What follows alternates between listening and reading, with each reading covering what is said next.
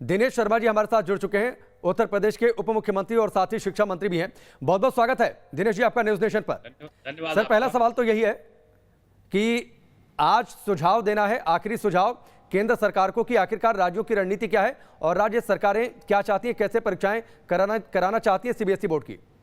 उत्तर प्रदेश की ओर से क्या सुझाव जा रहा है? नहीं, देखिए, सुझाव जो जा रहा है उसको मैं सार्वजनिक भेजने से पहले सार्वजनिक करने की स्थिति में नहीं होगा, लेकिन इतना मैं अपना मंतव्य बता सकता हूं कि सरकार की पूरी मंशा है कि हम बच्चों की सुरक्षा का पूरा ध्यान रखें और शिक्षकों के, हमारे जो ड्यूटी पे लगे हुए अन्य लोग हैं, उनकी पूरी सुरक्षा का ख्याल हो। और साथ में दूसरा जो हमारा दृष्टिकोण होगा वो ये कि जो 12वीं का बच्चा होता है, वो 12वीं का बच्चा को भविष्य में तमाम नीट की है, जेई के है और तमाम प्रतियोगी परीक्षाओं में बैठने के लिए उच्च संख्या के जो उच्च संस्थान हैं उनमें प्रवेश लेने के लिए उसके मार्क्स की जरूरत इंटर की पड़ती। इस प्रकार की बातें तमाम जगहों से आई हैं।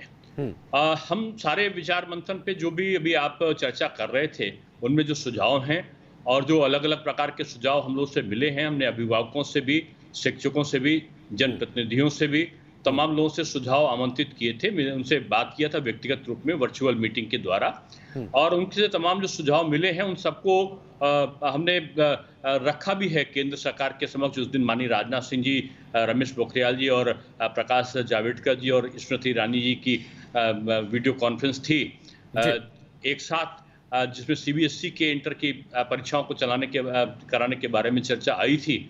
उसी में मैंने माध्यमिक शिक्षा के बारे में हम क्या कर सकते हैं इसके संदर्भ में हमने अपने विचार रखे थे।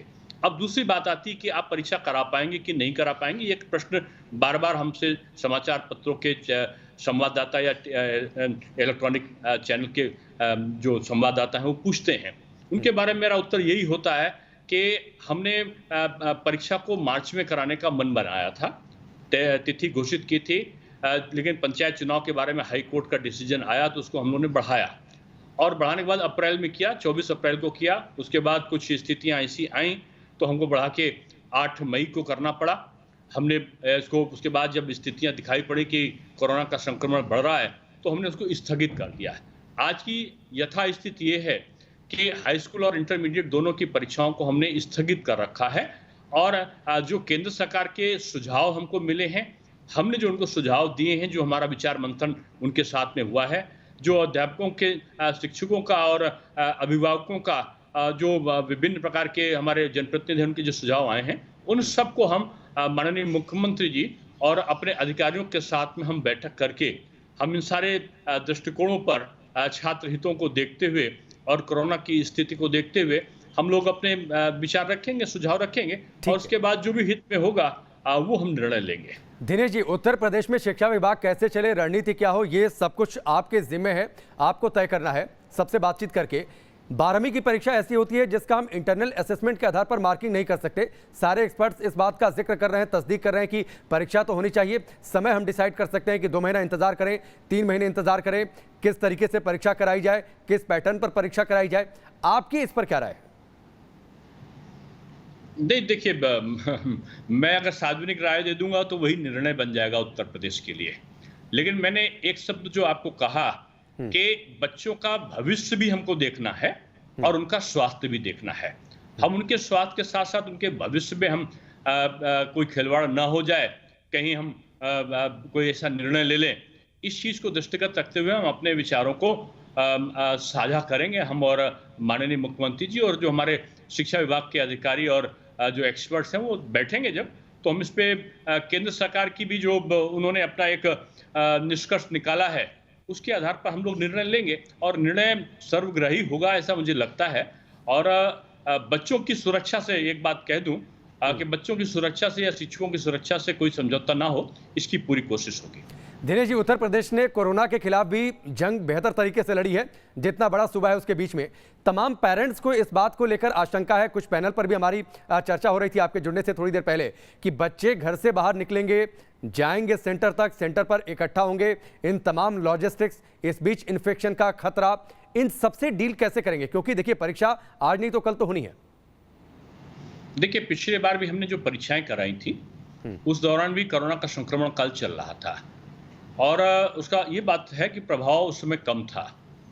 लेकिन जो हमने परीक्षाएं कराई, हमने पूरी सुरक्षा रखी थी, मास्क लग के आवे, सैनिटाइजर का उपयोग हो, वहाँ पर पहले से ही हवादार कक्ष हो, तमाम चीज़ों का जो भी उसका ब्यौरा की 2 गज की दूरी हो, ये सारी चीज़ों का इस्तेमाल करते हुए हम लोगों ने पिछली बार जो परीक्षा कराई थी, एक भी केस पूरे प्रदेश में नहीं आया था। ये मेरा सौभाग्य था हमारे उत्तर प्रदेश का। और परीक्षाएं संपादित भी 56 लाख लोग बैठे थे, 1-2 नहीं बैठे थे, 56 लाख से ऊपर विद्यार्थी बैठे थे और उनका परीक्षा परिणाम भी हमने समय पर निकाल दिया था।